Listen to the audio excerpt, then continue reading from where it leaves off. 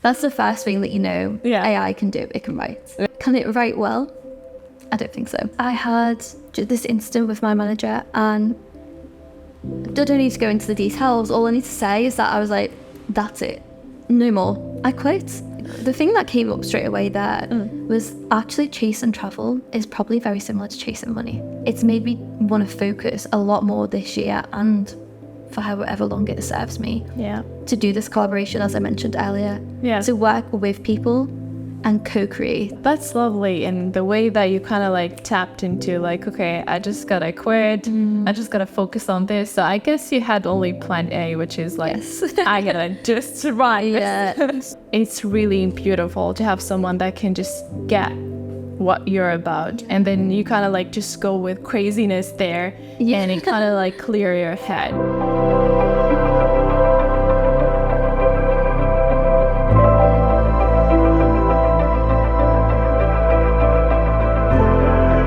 Welcome to the Entrepreneurial Age podcast, a show where you get to meet a lot of talents, a lot of entrepreneurs, a lot of digital nomads. The way that we're taking this is basically by showcasing their journey, their ups, their downs, their challenges, and actually what makes them staying on this path. Without forgetting that this podcast is sponsored by Podcast Inc., your best support partner for like a successful podcasting journey. Without any further ado, I'm going to introduce a person that I really, really liked during this journey of being the digital nomad and also an entrepreneur.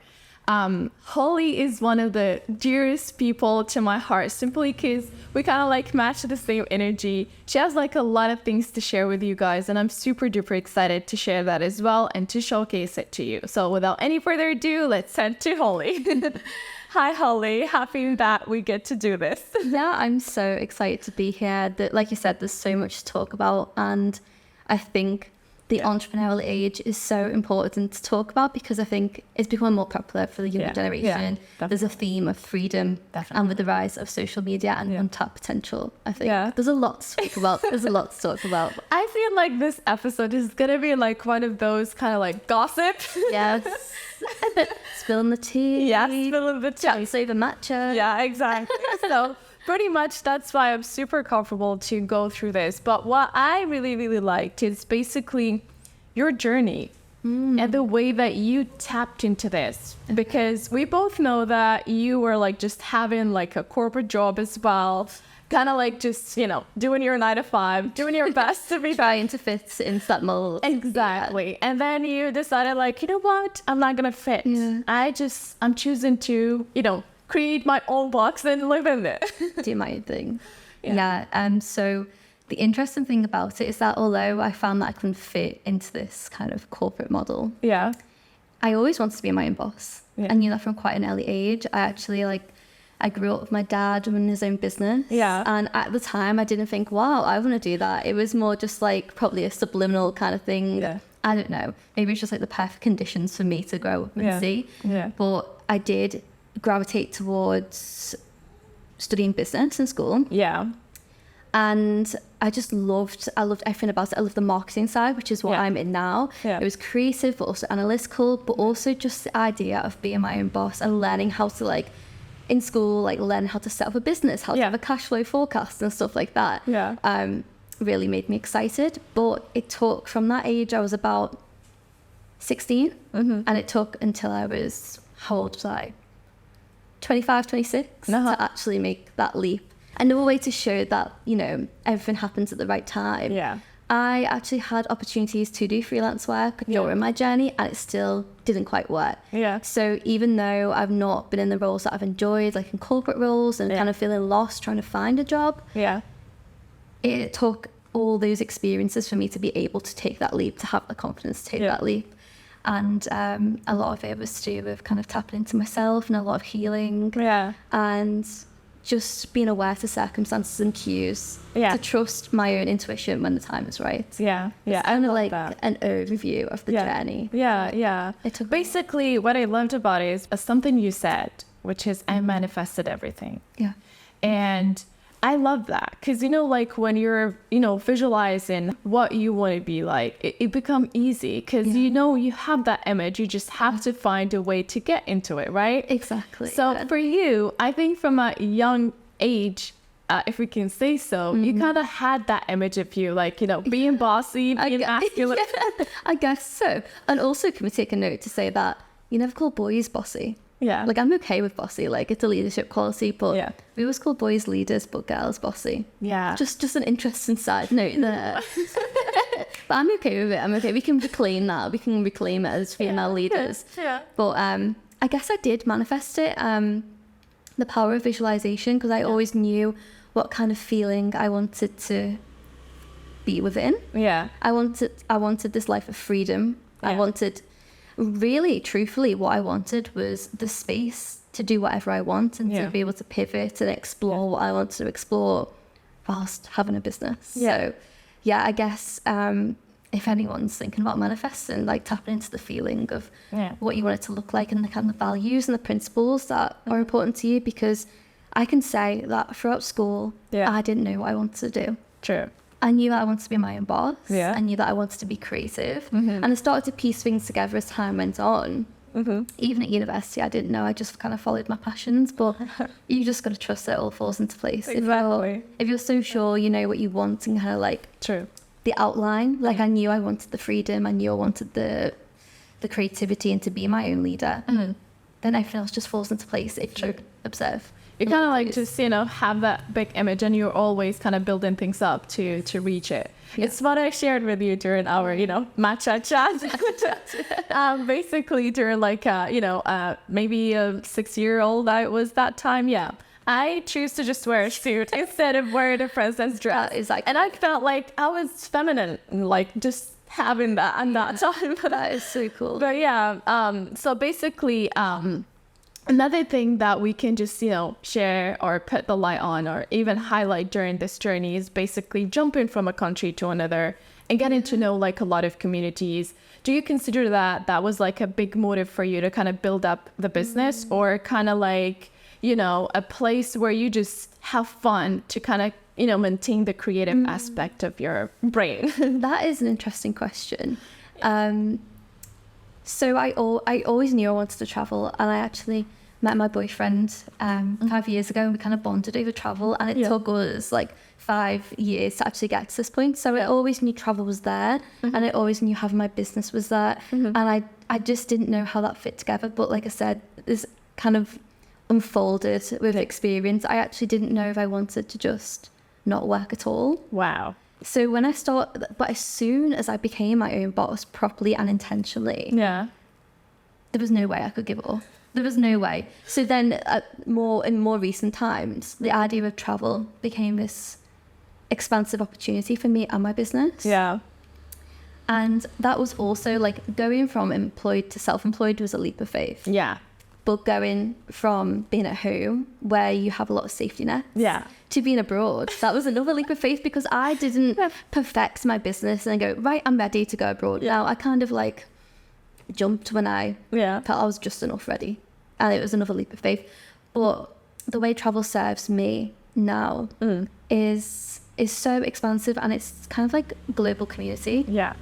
It's so important, and I've discovered that along the way. Like I said to my boyfriend, who I'm traveling with, we need to slow down. Like just to manage your expectations, I want to travel like 1 week in one place. Yeah. And then I started to do that. I was like, this is not enough. We need to go slower and slower. And so we're here in Chiang Mai, and we've been here for about 4 months now. Yeah. We are moving on. But in that time, I've started to realize as well, it takes at least 2 months to kind of like connect with the community around you. Yeah. And the community element has been so incredible for business. Like just meeting people who are on the same journey, who have the same values like you. Thank you. The opportunities to just be creative. Like I've met people and had like a service exchange. Yeah. But I've also just kind of like had fun opportunities to express my creativity with women. True. And that is so fun. And many people might find this at home.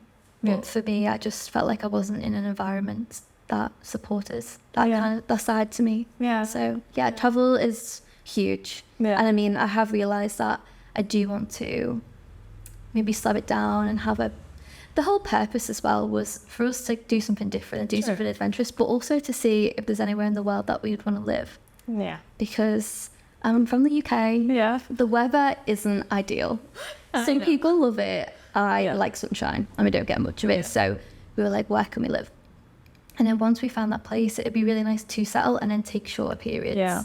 Because I'm sure this is something that we'll go on to. Yeah. The well-being as a business owner is so important. Yeah. And for me personally, I am craving a bit of a base where I have the flexibility to ground. Yeah. But then also travel and... I guess flexibility is really important, especially when you're like, you know, having to jump between a task to another and you just don't have the bandwidth to deal with any flights. You just don't have the bandwidth to be in another country at that point because you got to deal with it right now. It's a lot, like being an adult, there's a lot of life admin. But being an adult who likes to travel, is just the list. There's a joy that comes with it that nothing can replace. Let's just be honest about it. Yeah. It's worth it. Yeah, exactly. And then when it comes up to, you know, your journey as, you know, copywriter and stuff. I know I spend a lot of, you know, time also talking about this and joining one of your amazing sessions, which I would like to thank you for it because it was like really, really amazing. Oh, thank you. So, but it's the first time for me that someone actually presented the copywriting in a completely different way. But it changes my shift toward like how I used to think like about it into like, oh my God, this is actually cool. It's fun. It can be fun. Yeah. And it can be accessible because I think from what I've seen, copywriting can be a very masculine environment. It's like, let's get sales. Let's use words to get sales. And I really like creativity. And copy does still serve a purpose to sell, but it also has a purpose to create community. To create a brand identity. So it's all these things as well, not just sales. Yeah. So when we start to bring in the creativity and find a balance between having fun and also having the structure. True. It is a wonderful space to be in. And I want to make it accessible and bringing in elements such as human design. Yeah. Which is a practical tool. Yeah. That is so unique to everyone. Yeah. It starts to make it more accessible. And not that I'm trying to give my job away.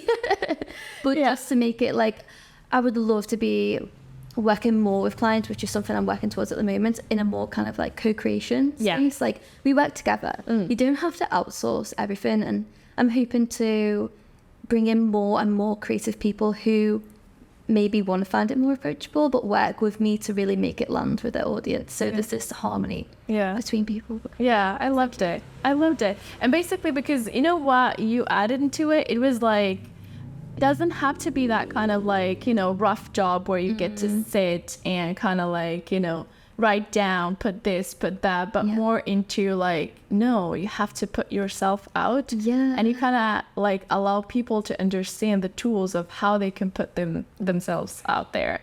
So tell me more about that. That's so true because with copywriting, there's a lot of formulas that you can follow and they're accessible to anyone. Yeah. So technically anyone could pick those formulas and write. Obviously, there's a method, it's an art, and there's a science. So actually using the right words, the right tone and everything makes it this beautiful experience. But being able to put yourself forward into the writing experience is what makes it kind of like a magical, like self-discovery experience. Yeah. Because whether you are at the forefront of your business as a personal brand or not, you're just a driving force behind it. Your energy imprint is in that business. Yeah. So why not make it a mirror of yourself, and whatever you kind of like radiate in this life, you're going to attract more. Yeah. What human design does, and there's other tools as well, not just human design, but I think that's kind of like the big one, is it allows you to hold the mirror up and see what parts of yourself are going to be the most magnetic or the things of yourself that you do want to put forward without guessing, without all the trial and error. Yeah. It's there. It's a tool to use. And then you can kind of put it forward to the world and allow the people to come. I know people say like it's a myth to believe if you build it people will come, but if you do kind of add some personality to a brand, people are interested, people want to consume. It's more than just sales. It's a community and experience. So within like AI, within everything Horizon right now, do you consider it more like a challenge, even though I know it's not, because basically what you add into that plate is something completely different than what an AI would do.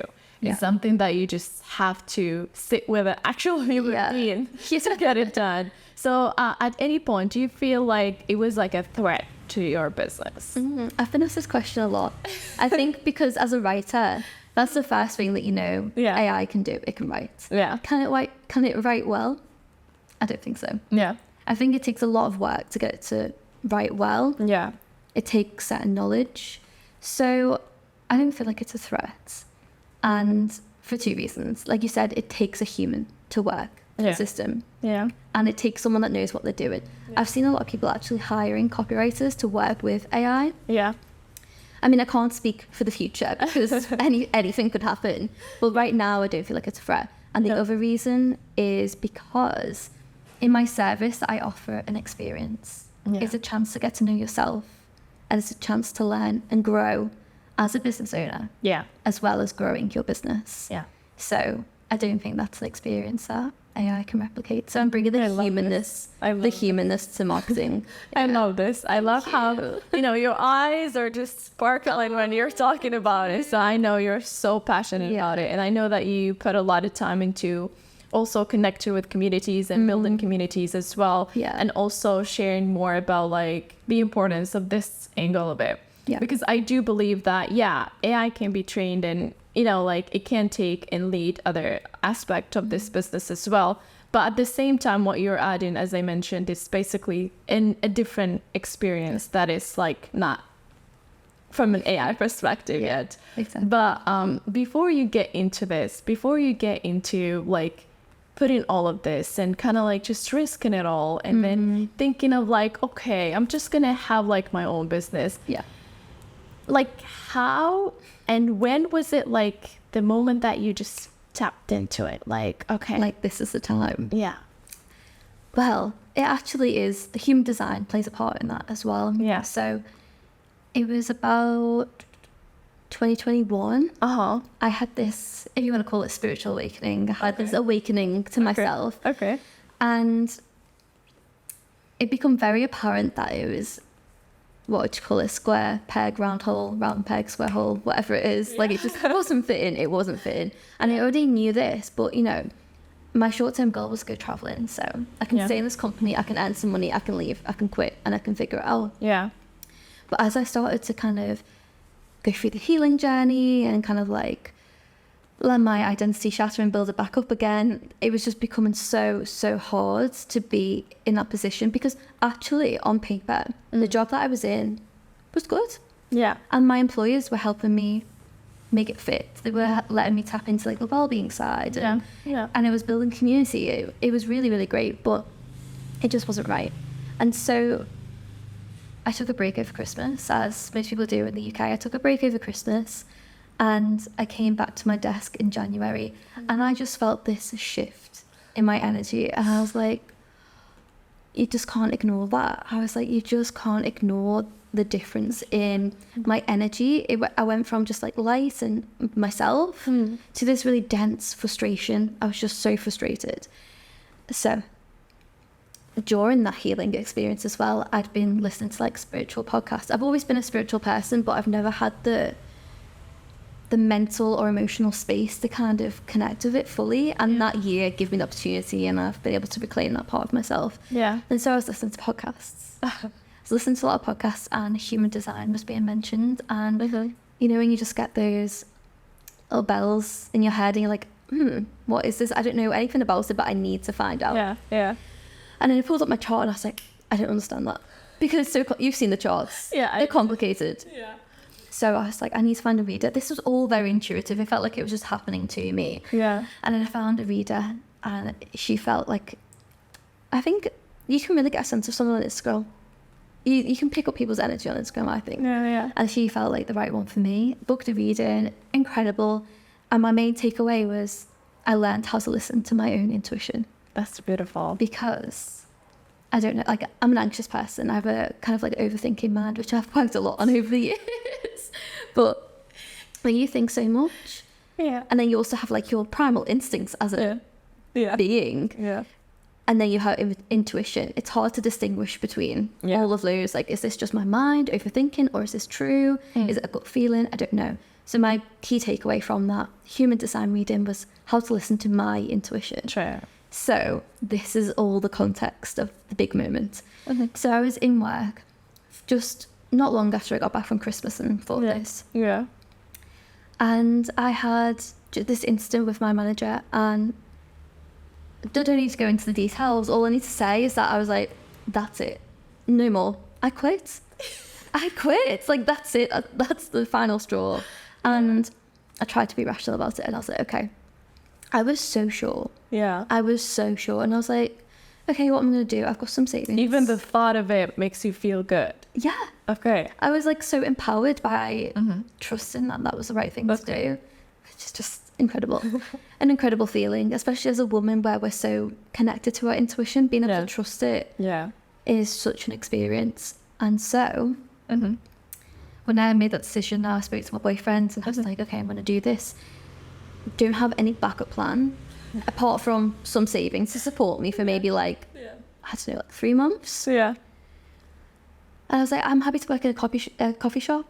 I had just come from COVID lockdown. I'd be in the same 4 walls all day, every day. I was fed up, and I was like, while I figure things out, let's work in a coffee shop. And I don't even, like, I wanted to help people. Yeah. I didn't even know what the general public was like at this point, because we'd been locked away for so many, for like 2 years. Yeah. I was like, I need to interact with people, like people that I don't know. It was just so many reasons why getting a really casual job was a good idea. Yeah. So in that moment, I was like, I'm going to leave. I'll just get a coffee shop job. It's fine. I've got experience. I used to do this in uni. Yeah.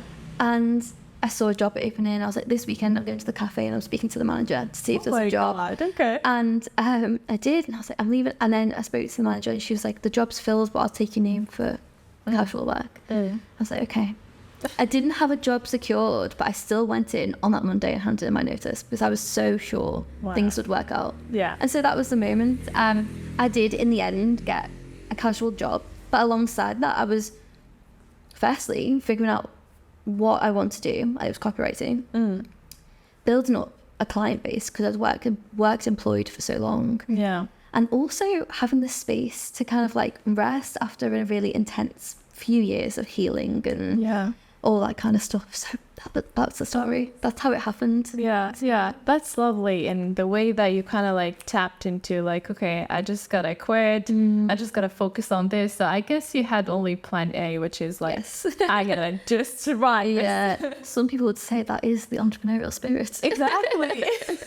I mean, believe it or not, all the guests that I'm like interviewing, they're like all similar with like having only one plan, which is plan A. They'd be like, well, I had no plans, only that one. So I only had to make it work. It's another form of manifestation. It's a risky one, but it's something you're going to try. But with risk comes a lot of, a lot of moments where we have like breakdowns, where we have to, deal with ourselves. And actually, it's true, traveling is one of the things that actually makes you learn about yourself. Yes. You think you know yourself, but no, you don't until you start. In the case of another country, you'll let it start, especially when you're running a business, that comes with a lot of, luggage with it. So how do you deal with that? Oh, I think that is also like similar to when people say running a business is like a personal development course. True. Like it's so closely linked. Girl. It's a lot, but when you go through it and you come out the other end and you're more resilient and you have this deeper connection with yourself, because actually just before we go into it, having a deeper connection to yourself is just as important as being stronger and more resilient as well. So there are two things to come out of it. But whilst I'm traveling, I've honestly learned so much. Like I always say, I grow and change every year. Yeah. I go and change every year. Yeah. But go traveling for like at least 6 months. If you try going traveling for like 6 months or longer or make it a lifestyle, you just can't. You just can't avoid it. True. Whether it's all the pressure that you put on yourself, learning how you deal with that, learning how can you lean on other people. Yeah. I think the most important thing is to be gentle with yourself. Yeah. You'll be your own boss. You also need to be your own caregiver as well. Yeah. So there's so much pressure, and because you take it in your stride, kind of embrace these challenges, and we can just like, we are strong people, we are resilient, we're adventurous people. That's probably a good way to put it. We can carry a lot. We can carry a lot on our shoulders, and it just takes a moment to be like, go easy on yourself, maybe slow down, maybe get yourself a nice place to stay, just really take care of yourself. I think that's so important and something I've learned. I remember we were in Vietnam, and obviously that's kind of like the country of adventure. There's so much to do. And I remember just thinking, when am I going to stop? When am I going to stop and actually just put myself first? Because I actually kind of pride myself on taking care of myself and self-development and all that kind of stuff. But I was getting to a point, I think also like, I also want to make sure that my partner is having a good time as well. And so it's important. That's like another layer. That's to make sure both people are having a good time, which we usually are. But when I'm I'm facing a challenge, for example, in Vietnam, it's such a loud and crazy country. For me, trying to run a business, it was our fault for spending so much time in Hanoi, like one of the craziest cities, cool city, but crazy city. And trying to like run a business, especially from a point where it was becoming challenging. I was kind of like, that's another conversation, but I was kind of like going through rebirth of my business, a whole rebrand, kind of like restructuring everything. Trying to do that whilst in a crazy city. I got to the point where we'd moved along, and I was like, how far am I going to push myself until I get sick? Like, when can I just stop? So I just said, I can't carry on this journey. We're going to have to go back to Chiang Mai, the safe haven. So just being really honest with yourself and making sure that you're not just your own boss, but you're your own parents and your own caregiver as well. I love that. And basically one of the things that you highlighted also during our chat was like, your health is now your number one, and you take care of your health even more. And this is actually something common between entrepreneurs. So it's like, the health thing is like really, really important, because if my health is not there, I cannot be here. So how and what kind of challenges you kind of like faced until you realize like, okay, I gotta just, work on that as well? Because for some of us, it's quite challenging to actually give up on like, the adrenaline of like, okay, I'm gonna run this business, I gotta do my meetings, I don't care, I'm sick, it's okay, I'm not dead yet. I'm not dead yet. Just keep pushing. So it's like you maintain a certain like period with this mindset until you switched up toward becoming totally healthy, or that was like the first thing you start with even before you jump into this? I think I've always been a health conscious person. Although I'm health conscious and I'm interested and I love like reading about well-being and listening to podcasts and actually like trying it for myself and feeling myself, feeling better about myself. It's hard for me to kind of like keep to a routine. So that's something that I've kind of like really worked on. So despite having all this knowledge and all this desire to be healthy, just actually like, I think a lot of it was trial and error as well. There's so many things that you can try, like meditation, breathwork, journaling, eating these foods, don't eat this, do this exercise. There's a lot to try if you're interested in it. And so I think that was the reason why early, maybe like a couple of years ago, I was struggling to kind of like pin down a routine, because I just wanted to try all these things. But it has become important. I mean, as you say, all entrepreneurs agree, because you are the force behind the business. And I think that's a whole other topic as well, like why it's so important to have a team or people that you can rely on, or build a lot of flexibility around your work. But I notice when I go traveling as well for long periods of time, like you say, we're so passionate about our business. I'm happy to do it wherever, whenever. I do have some boundaries. I respect my boundaries. I'm quite strong with my boundaries. But like, say we're in like a beach hut, I'm happy to just like work on my bed. That kind of thing, I don't really mind. I can create mental separation. But when I'm not exercising regularly, when I'm, trying all the local food, but a lot of it is fried and I'm not getting all the nutrients I need. And I don't know, I might skip meditation or like, like we have a couple of travel days. Don't skip your meds. Can't skip the meds. The most important meds, meditation. But Yeah, so it's when these other pillars of my well-being start to weaken. That's when these things like working in places that technically you shouldn't work in start to like bring it to the surface for me. And my indicator personally is either I've not kind of like decompressed after work enough, so I'm a bit like irritable, like the nervous system is like pumped up because I'm like getting all this work out. Although some of my work is quite nice and gentle, sometimes I'm working to a deadline. So I don't know, even just being on the screen can do that to your body. So I can feel quite irritable or like not able to relax. Or another one, actually my mood goes quite low over a period of time. If I leave it for a long period of time without having some sort of balance, which by the way, I'm mostly talking about travel here because I think someone said to me recently, you lose your environmental cues because you're changing your location so often.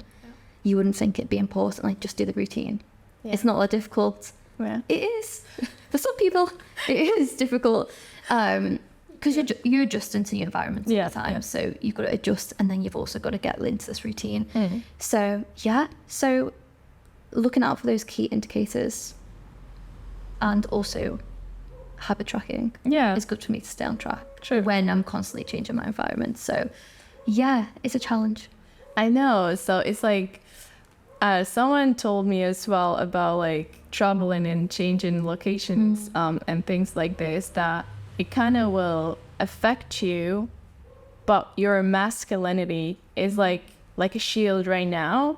But then this is gonna cause you burning out faster, being so frustrated easily, simply because you're not into that energy, because you're all the time, having your guards on and kind of like just ready to tackle. Like even the other day I was having like also a conversation with like Laura and Becky, shout out to them. Basically, they, even when I asked them, like if I say like you have a flight, like right now, you're ready to go, they were like, yeah. So it's like you're always putting attention to whether the rules are going to change and things like that. And you kind of like walk your way through the rules. So I do believe that you're also a person that is kind of like used to walking through the uncertainty path, where you get to discover, where you get to be introduced to new stuff. And you like this, you call it adventure, right? Spontaneity, adventure, it's all exactly. So do you think that this is actually a healthy way of like building yourself as an entrepreneur? Or do you think like, you got to balance it from time to time just to have like the calmness and to not do anything it's still fun for you? I bet you get, if you asked every entrepreneur you meet, you probably get such a range of answers. And it depends who's more in their masculine yang energy. I am personally an advocate for balance. Always, like that's my initial response. But I have heard people say like there's no such thing as balance. It's more like the scales tip one way and then they tip the other way to balance it out. So you might not necessarily burn out, but you go long periods either way. I guess that is balance, but being more intentional about it is probably more healthy than just being like full force and then relax, full force and then relax. Whereas I would rather have the baseline as like healthy and then have smaller bursts. So I don't think it's a healthy way to live. It's an exciting way to live, and I think you can do it for a short term. Definitely to have the life experience, I think it's so worth it.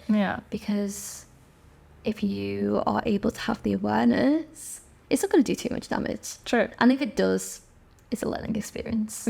So I think it's not wrong to live like that. It's not wrong to want that experience, but if you're constantly chasing it, because it can be so addictive. It's a feeling kind of thing. Where you're chasing this feeling all the time, and that's really not that healthy to help you out throughout the journey. Exactly. And then at the same time, when we look at it from a different angle, it's like when we look from like social media perspective on how people are glamorizing it, glamorizing like, okay, I just started a business. Now I'm making like $1 million. And you get to see their travel and you'd be like, wow, you're behind the screen. Wow. And as a digital nomad, you get to experience both sides because you spend time with locals and, like get in touch with like communities and people and stuff. So, and you have an idea about like the traveling and putting the Insta life. And then you also have an idea about like, you got to really work. Yeah, for sure. Yeah, and the thing that came up straight away there was actually chasing travel is probably very similar to chasing money. Yeah. Like it's that, what do you call it? Well, I don't want to say hamster wheel because it's not like that. It's a much more enriching experience. But you do get to experience both sides because you slow down. I think that's the point we've spoke about, being a slow mad before. Yeah. And I think that's the key to having the balance from both sides. Yeah. But the glamorization, they have to question why. Is it just another kind of sensationalist way to generate more money for their business, to get more eyes on them? It's disingenuous because most likely they're struggling with that. So I think you have to question the ethics of that. I mean, there are some people who thrive in those environments, and we can't just like, I can't just assume that everyone's like me and needs this balance. Some people do thrive and some people are here to live that lifestyle. Some people are here to live a lifestyle that's so fun to them and so entertaining to us, and they can just be entertaining and not be a role model. But it is, I like to question things like that. Definitely get a rounded perspective. I like it so much, the way you put it out there, because you know what, from the way that you experience different journeys and stuff, I know on social media you are really a person that shares value with their audience and give them like an idea about what you're up to, and you keep them posted around like your business as well and how you're helping them and things like this, but you don't share like those happy moments. So do you consider yourself as a private person, as an entrepreneur, or you're kind of like a person that just, you know, low-key hate doing this and kind of like focusing on? No, so that's a really interesting question, because over the past, like, I don't know, say 5 years, I've had an Instagram account where I've really enjoyed. Well, I first decided what I want to share. It started as just a place to put photography. I was just playing around. I got a camera. And then it evolved into a travel account because I like to take pictures when I'm traveling. And then eventually it became a place where I could just share my experience because it was so cathartic to me, but in a way that's creative and poetic as well. So I did like to share my journey and ensure that it wasn't just highlights, you know, oh, I'm like doing yoga in Bali, I'm so spiritual and blah, blah, blah. And I really enjoyed it. It was a creative outlet whilst also connected to people about, you know, life experience and kind of like taking the lessons from life and all that kind of stuff. I'm very much interested in building a connection to yourself and expressing that through whatever experience life has given me. So I did have that. And then I recently went through, as I mentioned, a rebrand of my business, and like not just a rebrand, but a whole rebirth of myself and my approach to business. I would consider myself a private person. Like I'm open and I'm willing to share my story, but I couldn't be one of those influencers that shares every day in their life. Like, even though that's only a glimpse into their life, I feel like that's still a little bit too much for me.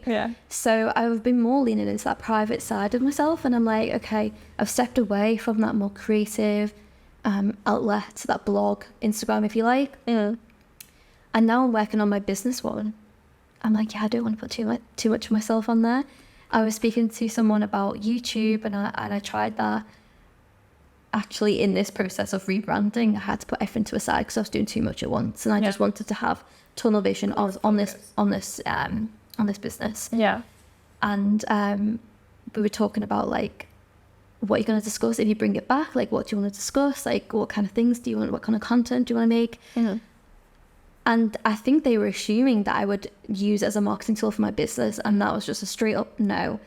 So if anything can explain my viewpoint on that, is the fact that I do want a very clear line between myself and my business. Like, I'm happy to put my face and my voice forward because I am the one providing the creative service. But yeah, not too much. Definitely leaning into my private side for sure. For sure. And I'm interested to find if you can kind of maintain some sort of balance between that as being kind of like the one woman show.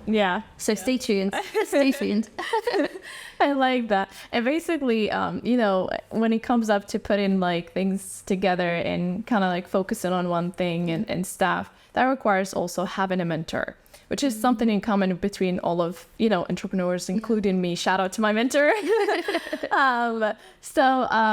is it that helpful and necessary to have a mentor to get your back or to get your thoughts straight? Or do you feel like, oh no, this mentor is more like making me see the ability of like my ideas and how they can just be accomplished out there? Interesting. I mean, I do have a mentor. Yeah. Hi, Anna, if you're watching. And I'll speak to my experience. Yeah. I'll speak to my experience and let you know. So before I had a mentor, I saw it, I could say I saw it as a luxury in business, a luxury business expense, considering I'm starting from the ground up. Yeah. So I'd seen people, on social media, and I was like, maybe they could be my mentor in a couple of years. Maybe they could be my mentor. Yeah. So I didn't envisage having one. I didn't see kind of like the full... In fact, no, I did want one, but I just didn't think it would happen anytime soon. So some would argue that I didn't see the potential in it. Because if you need one, then you'd get one. If you really valued it, you'd have it. But it came to a point where it was completely serendipitous, and it just happened. Like many experiences, it felt like it just happened to me. And through some lovely kind of alignment, I had a call with my mentor, and it was just like a big yes. Similar to when I knew I had to quit my job. It was like a big yes. And then now that I've had the experience of a mentor, I'm like, so invaluable because, okay, coming to your question, how do they actually help? It's a soundboard for me. As someone with a lot of ideas, sometimes just speaking to someone who gets it, specifically in your field of work, someone who just gets it, you can just hear yourself and be like, is that the right idea? Is that the right thing to do right now? And just kind of, for me, it gave me a sense of direction. So much more than that, but if I had to just kind of like condense it down, it gave me a sense of direction. It gave me a sense of empowerment. And just someone who's, cheerleading you on. Oh, it's so nice. That's lovely. It's a really lovely experience. And I think for me to have a mentor, it would have to be this kind of like almost friend-like connection. Yeah. To have someone that is supporting you. I think that we're confident and we're ambitious. Yeah. We believe in what we're doing. Yeah. But oh my God, having someone that also supports you, like of course your friends and your family and your partners will support you, but someone that just gets it. Yeah. And maybe I'm struggling to put this into words, but I think having a mentor is everything. As long as you don't like rely on them. I can imagine maybe some people might rely on them to like help make decisions and stuff. True. But I think collaboration is integral to business. Yeah. And I don't know if that's because I'm a creative person, like how you need to kind of like structure ideas. As we spoke about you could say the creativity is like the feminine yin essence of yourself, but then without a container, it doesn't know where it's going. It has no sense of direction. So you bring in this yang, this masculine energy to give it some direction, some structure. And then with that, it sets it free. And that's so important to me. And that is what a mentor that's what a mentor has provided to me. But also going deeper into my business, it's made me want to focus a lot more this year and for however long it serves me to do this collaboration, as I mentioned earlier, to work with people and co-create rather than just, I make this for you, there you go, done. It's togetherness. So I'm noticing that's like a really big theme in my life, especially within business. It's like you want to go far, that's why you want to go together. Exactly. I get that. And coming back to the mentor perspective, I actually had to learn between like all my months, years of like this journey that it's really beautiful to have someone that can just get what you're about, and then you kind of like just go with craziness there, and it kind of like clear your head.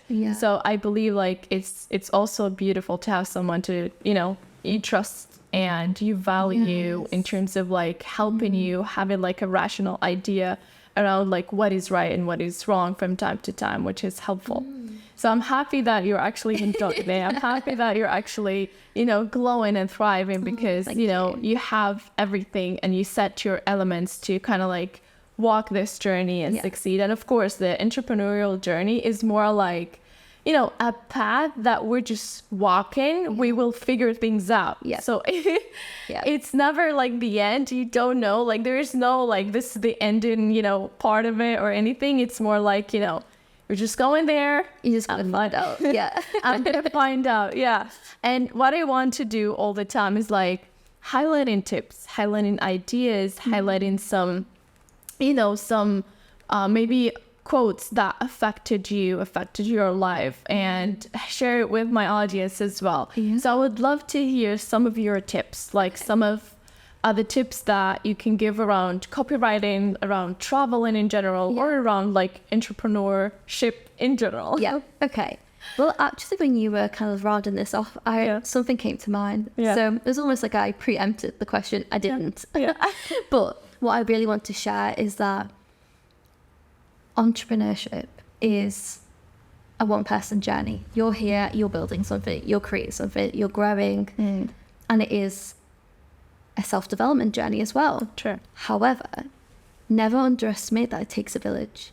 Like, I wouldn't be here sharing what I can share, talking about my entrepreneurial journey without my support system. It takes a village. True. For sure. Yeah. So I think that's one thing to remember. Like, don't ever feel like you have to be alone in this, even though it is typically a one-person journey. Doesn't mean you have to do it alone. You can lean on your personal support network with your friends, your family, your partner. You can have a mentor. You can go into partnership. You can collaborate. You can join communities. Like, I think that's so important. Because I think the type of people that do go into being an entrepreneur have this ability, this resilience to carry a lot. But to remember that you can lean on other people is so important. Oh, that's really lovely. There's a theme here. I think that's my main tip. But so also when you're running your own business, I think, as we spoke about, people glamorize the travel life, especially the digital nomad life. And I don't think there's enough honesty that it is hard. I have a lot of people actually talking about this. I'd be like, wow, you're doing this. Wow. I keep my life private, and I usually don't share that much. So it's rarely that I would share something about like my adventures and stuff. But I'd be like having people like, oh my God, wow. And I'd be like, you don't know. I was working. I think people forget. Sometimes I have to remind people that I'm working. Not taking it for granted at all. It is a very, in some ways, luxurious, because it's not like we're out here spending loads of money. Like, I'm spending similar to what I spend at home. But in a way, it's luxury because we have the time and the lesser responsibilities to be able to do so. So I do appreciate that I'm in a privileged position. But you do have to remind people that you do work. And also, the glamorization can kind of take away that it does take a lot of resilience. It takes a lot of organization to do it properly. It just takes a lot of energy, really, because you have to like make an effort to learn some of the language. You have to integrate yourself into the community. There's loads of considerations. There's a lot of paperwork. Not to put anyone off it, because it is a brilliant experience, even if you do it short term. But I think make sure you go into it with an open mind, if you're running a business especially. Because I know some people do it working remote for companies. But you see a lot of entrepreneurs out here, which is cool. But, keep that in mind. Exactly. Like the part of it is more like, okay, this is actually how it looks like. And if you are ready to jump into that, you're welcome. Like, we're a big community. You could join us. We can hype you up, cheer you up, whatever you need. But then like you have to be aware also that, like there's something you said that I wanted to just bring on. So it's like for every single year, you just change. So it's like something that I actually go through, and whenever I feel down, I'll be like, well, last year, that wasn't me. So I'm proud that this is actually the new me. So I have to reintroduce myself to a lot of people, It's so true. So that's what I like about it. It's nice. And I actually, just a note on that, we do change every year. We're a new person, but I really love the perspective that it's actually not like we're a new person. We're just getting closer and closer to ourselves. Sure. I love that. I love that. You just hit it. Just close to ourselves. And that's so important. Yeah, that's lovely, because most of the people, and there's like a quote that I don't like to just give the negative side of like the entrepreneurial journey, but just to give like a perspective where people, you know, be glamorizing it.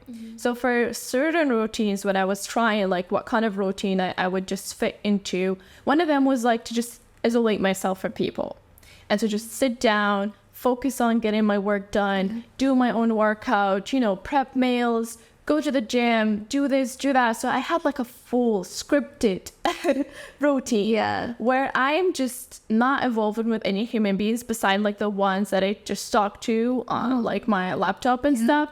As positive as it sounds, it was actually negative for me.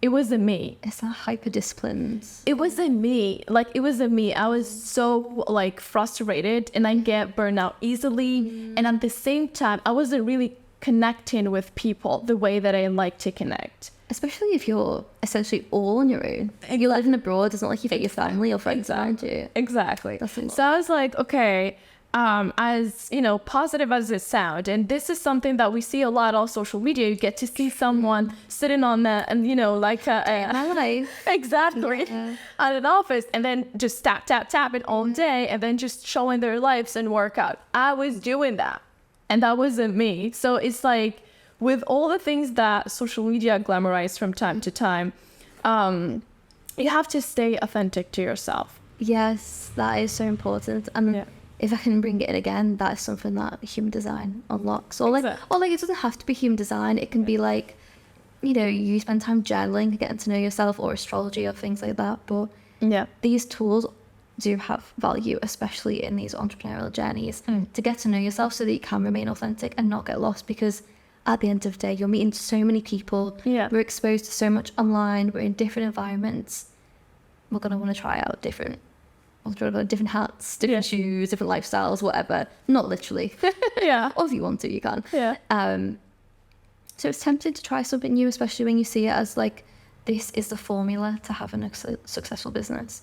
Or this is the formula to having a healthy lifestyle. If you're not happy and you're not authentic, like when I was in that job, you know, on paper, everything was fine. I was in an apartment with my partner. We were in a happy relationship, eating healthy, exercising, had the full-time job. I was miserable. It's because we're not living in alignment with who we truly are. And I think that's so true. That's what I like about what you do, Hollie. It's mostly like related to human touch. Human touch, so it's not just, you know, something that any person can tap into it, unless someone that is really passionate about it, and they can just bring this from the inside out and help you put it in writing. So I mean, if you want to talk like specifically about, that's like me, but my business, I really like to channel that into my business, and I call it heart-to-heart marketing. You know, rather than B2B. That's why I wanted you to say it. Heart-to-heart marketing. That's lovely. And I'm happy that, you know, like, you're so vulnerable to sharing like those moments of ups and downs with me and with my audience today. But I would love to leave them with something beautiful and something positive from your side, like as the last thing that we will end the episode with. One last thing.